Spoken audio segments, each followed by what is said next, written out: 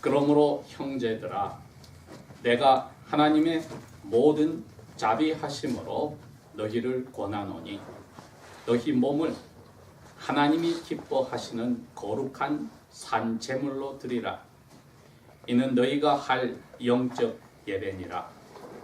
너희는 이 세대를 본받지 말고 오직 마음을 새롭게 함으로 변화를 받아 하나님의 선하시고 기뻐하시고 완전하신 뜻이 무엇인지 분별하도록 하라. 아멘. 오늘 2015년 첫째 주일을 저희들이 맞이하였습니다.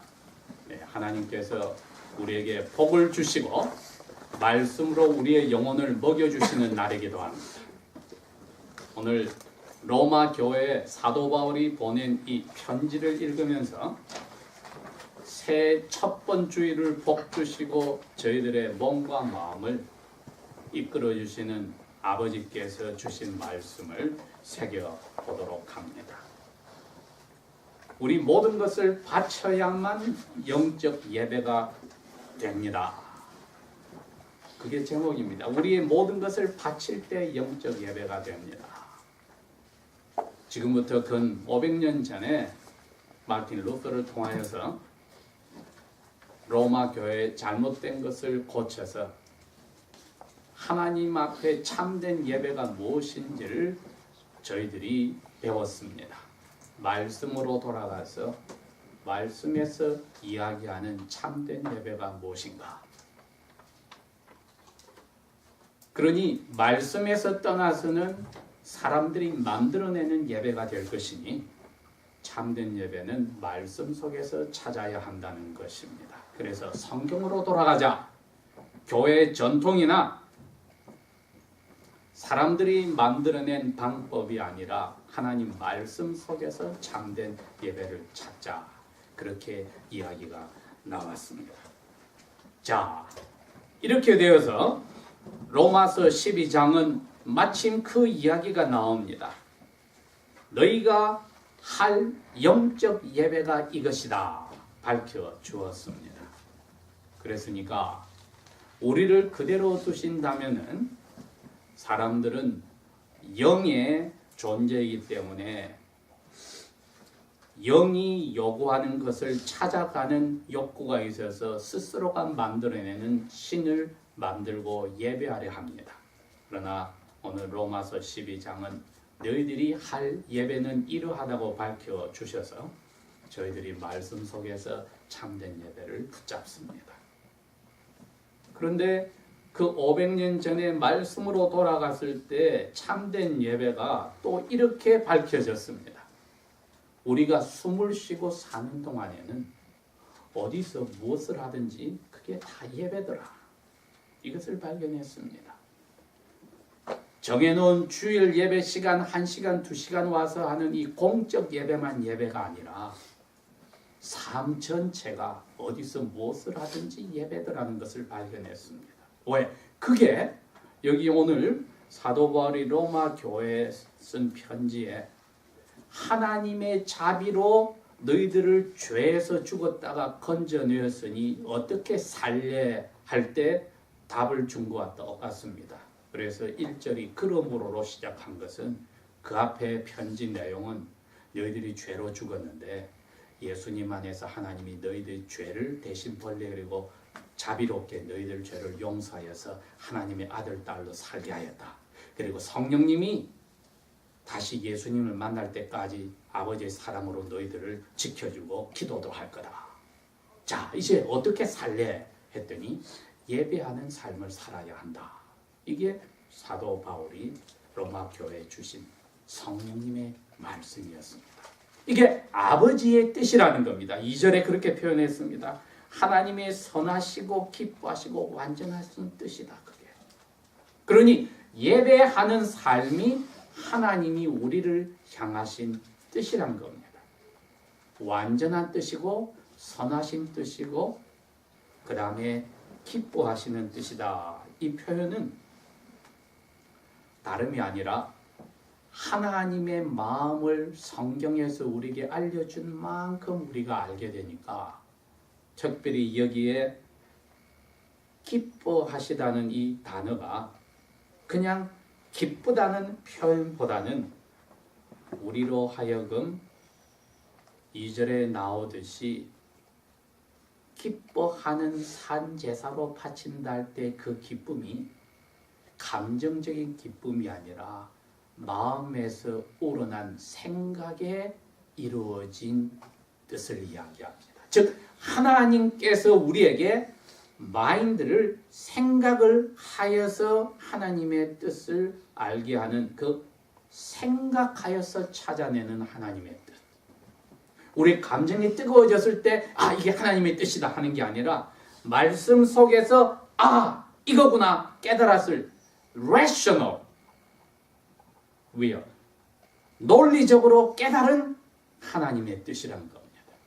그게 오늘 사도 바울은 말하기를 하나님의 기뻐하시는 뜻이라는 표현을 했습니다. 그래서 이게 마음에 그냥 우러난 감정의 기쁨이 아니라 논리적으로 생각하여서 내린 하나님의 뜻이 바로 이 말씀 속에 이거였구나 하고 붙잡는 것이 예배하는 삶의 기초가 됩니다. 또 그게 목적입니다.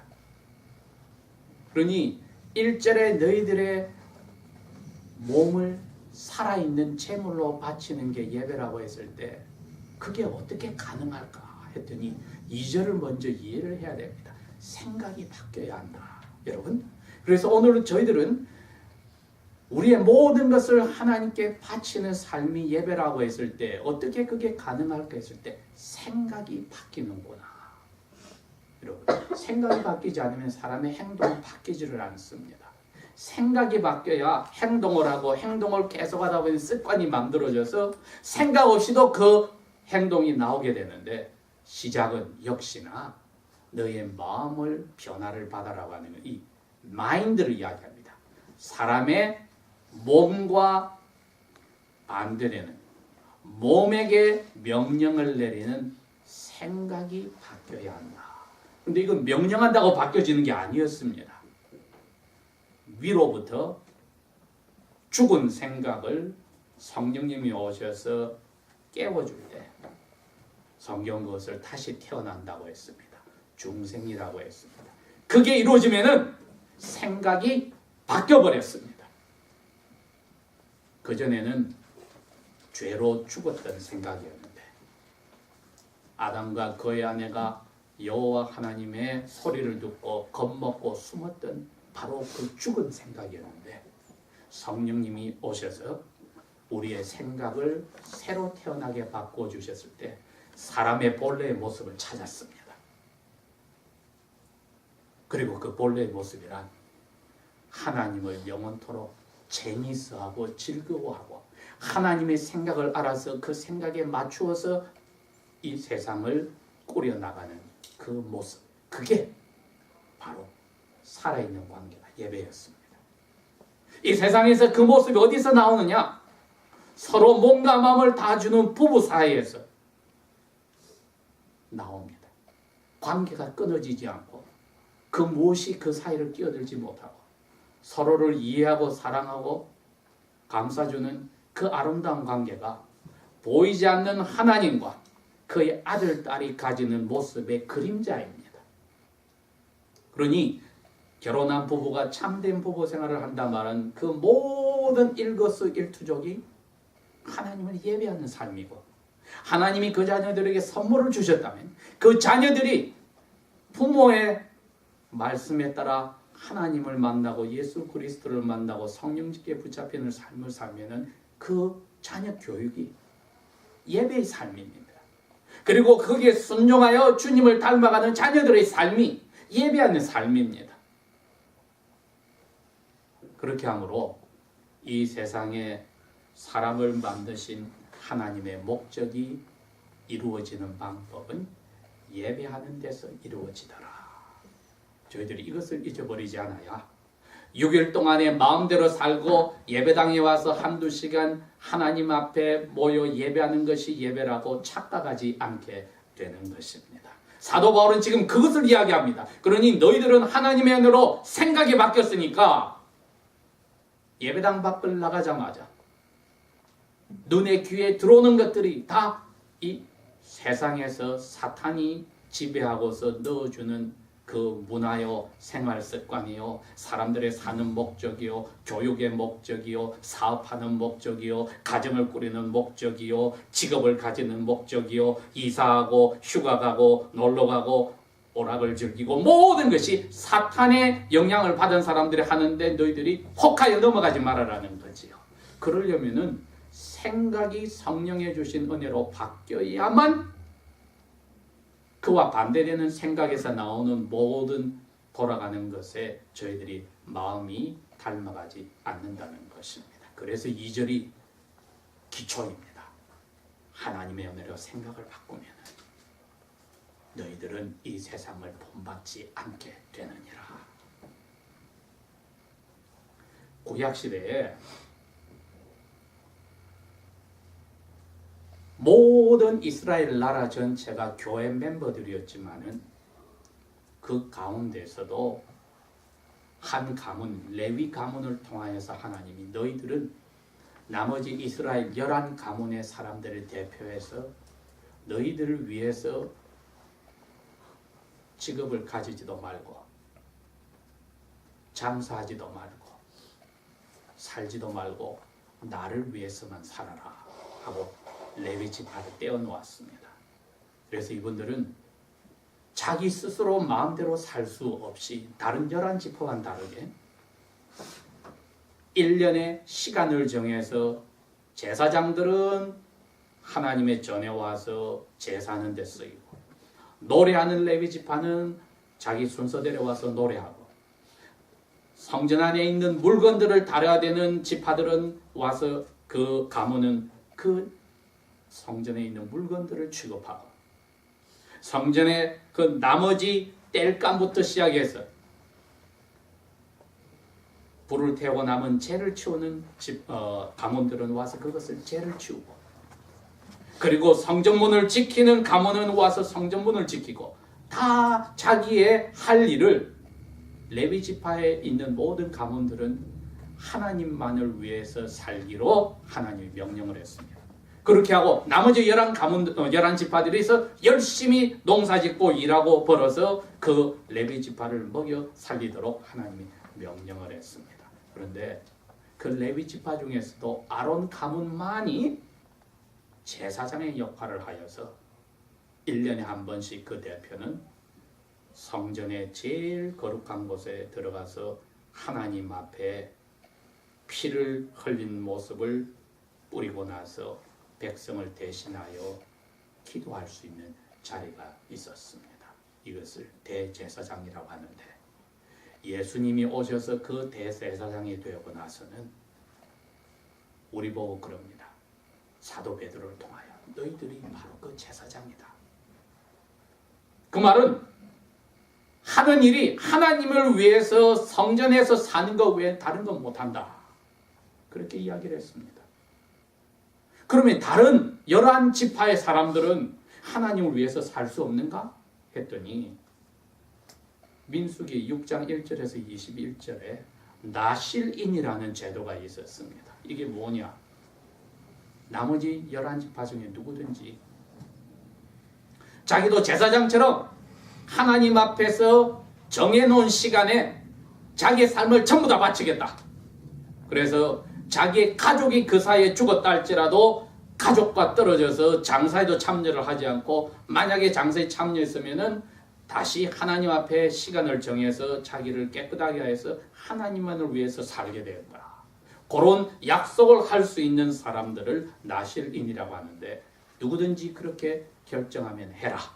즉 자기의 삶을 그 시간만은 하나님만을 위해서 다 바쳐서 직장이고 사업이고 모든 것도 그만두고 하나님 안에서 살 때에 머리를 깎아서 그 다음부터는 그 약속 기간이 끝날 때까지는 머리에 손을 대지 않고 수염을 손을 대지 않고 기르게 하고 무엇보다도 죽은 사람을 건드리지 못하고 조금이라도 정신을 흐리게 하는 포도에 관계된 것은 포도알 씨뿐 아니라 껍질 자체도 먹을 수 없고 주스도 마실 수 없고 어떻게 하든지 발효가 된 모든 것은 마시지 못하여 맑은 정신으로 자기가 마음에 우러나는 시간, 그 시간 삶 자체는 하루가 됐든 일주일이 됐든 1년이 됐든 하나님만을 위해서 살아라. 마음에 원하는 사람은 그렇게 해도 된다 하여서 그 길을 열어주었습니다. 그래서 그 기간이 끝나면은 그 사이에 자랐던 머리를 다시 잘라서 제사장에 와서 감사 예물과 함께 그 머리카락을 하나님의 제단 앞에서 불태움으로 자기가 하나님께 약속한 것을 다 지키는 감사 예식을 함으로 그 나시린의 서약이 끝나는 제도를 만들었습니다. 왜 이 이야기가 필요하냐 했더니 신약 시대에 저희들은 제사장으로 되어서 마치 구약 시대 나시린처럼 모든 하나님의 자녀들은 마음에 원해서 첫째는, 두 번째는 이 세상 끝나고 영원히 살 때까지, 이젠 정해놓은 시간이 아니라 영원히 살 때까지 자기의 몸과 마음을 하나님만을 위해서 바치는 그러한 결심을 저희들이 세례받을 때 다 한 것입니다. 그러니 오늘 이 로마서 12장 1절의 말씀은 마치 신약시대 나시린에 대한 고백과 같고 제도와 같습니다. 너희는 나시린이 자기가 하나님 앞에 원하는 삶을 정해놓고 바쳤듯이 너희들은 이제는 세례받는 순간부터 영원토록 너희의 몸과 마음을 너희를 위해서 더 이상 쓰지 못하고 하나님을 위해서 쓰도록 너희 스스로 약속한 나시린들이니라. 그러니 그 생각이 바뀌어 있다면은 이제부터는 그 바뀐 생각으로 이제 1절로 돌아가서 너희 몸을 살아있는 것으로 하나님께 바친다 하는 말을 저희들이 이제 이해가 됩니다.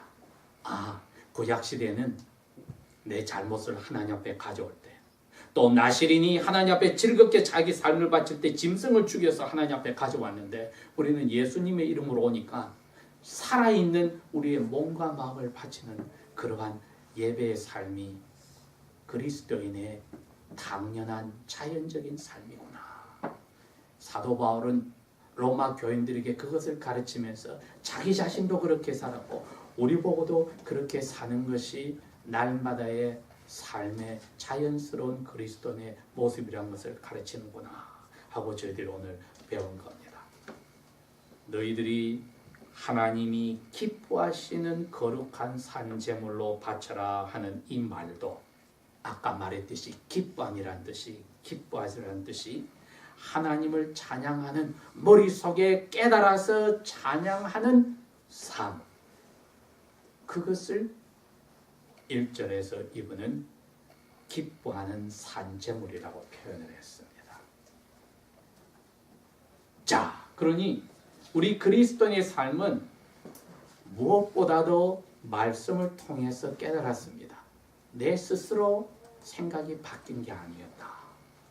하나님의 은혜로 이 생각이 바뀌었고 이제는 내 몸이 내 것이 아니고 내 영혼이 내 것이 아니고 하나님의 것이라고 했으니 내가 이것을 깨달았으니 내 영혼뿐 아니라 내 몸으로 이 세상을 사는 동안 그리고 영원히 하나님과 새 몸을 가지고 살 영원한 속에서도 하나님을 위해서 내가 만들어진 창조의 목적에 따라 살아야겠구나.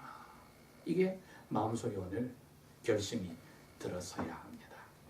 그 결심이 들어섰을 때 성경은 이것이 너희들이 논리적으로 할 예배니라. 우리가 영적 예배라는 지금 표현을 1절 마지막에 쓰는데 이 번역이 spiritual, 영적이라는 단어가 logical, reasonable, rational이란 논리적인 이성적으로 따져서 잡아낸 예배라는 뜻이었습니다. 그러니 그냥 감정적으로 허공에 떠 있는 거룩하지 않은 예배라는 뜻이 아니라 예수님이 분명히 수가성 야고보의 우물가에서 그 사마리아 여인에게 말했듯이 하나님이 영이니까 하나님을 예배하는 자는 영으로 그리고 진리로 예배하라는 말의 뜻이기도 했습니다. 우리의 영혼의 기능 중에 생각하는 기능의 말씀으로 이야기하시고 그 말씀을 논리적으로 우리가 받아서 순종할 때 이루어지는 예배, 그것이 영적 예배입니다. 그러니 감정을 건드려서 하는 예배는 하나님의 말씀으로 항상 점검을 받아서 말씀이 우리의 영혼의 생각의 기능을 완전히 사로잡아서 우리로 하여금 우러나고 끄덕거리게 할 때 성경이 정해준 우리 설교 시작에 있었듯이 성경으로 돌아간 예배의 영적 이성적인 예배에 도달한 것입니다.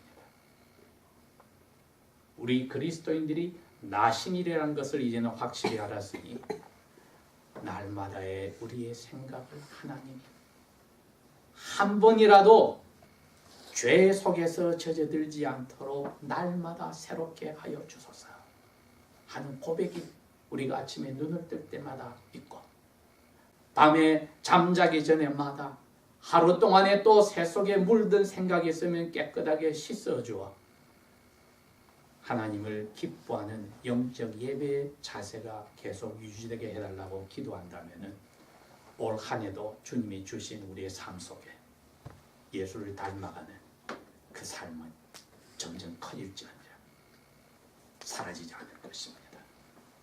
기도하겠습니다.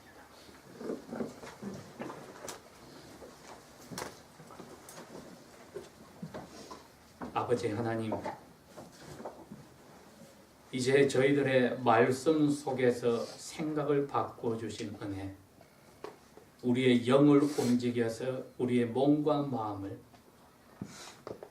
아버지의 예배하는 삶으로 바치게 하여 주신 은혜, 우리 힘으로 감당할 수 없으니 성령 하나님을 통하여 그리스도인 날까지 우리의 영을 인치시고 우리의 몸을 주관하여 주십시오. 우리와 우리의 관계되어진 모든 것을 영원토록 신약의 나신이로 살 수 있는 이 은혜 커져나가게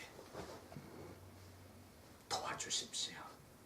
아버지의 사랑이 사로잡아 주십시오. 성령께서 뿌릴 듯이 우리의 생각을 날마다 새롭게 하여 주십시오. 예수님 이름으로 감사 기도합니다. 아멘.